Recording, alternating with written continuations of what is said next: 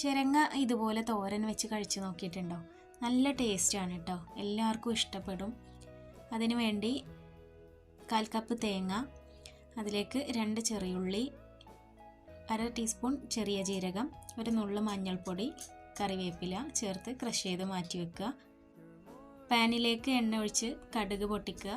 ഒരു നുള്ളു ഉഴുന്ന്, വറ്റൽമുളക്, കറിവേപ്പില, 2 അല്ലി വെളുത്തുള്ളി അരിഞ്ഞത് ചേർത്ത് വഴറ്റുക. മൂത്ത് വരുമ്പോൾ സവാള അരിഞ്ഞത് ചേർത്ത് കൊടുത്ത് വഴറ്റിയെടുക്കുക.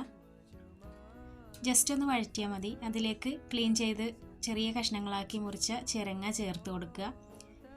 നേരത്തെ ക്രഷ് ചെയ്ത് വെച്ച തേങ്ങയുടെ മിക്സും ചേർത്ത് ആവശ്യത്തിന് ഉപ്പും ചേർത്ത് ഒരു 3 മിനിറ്റ് നേരം അടച്ച് വെച്ച് വേവിക്കുക.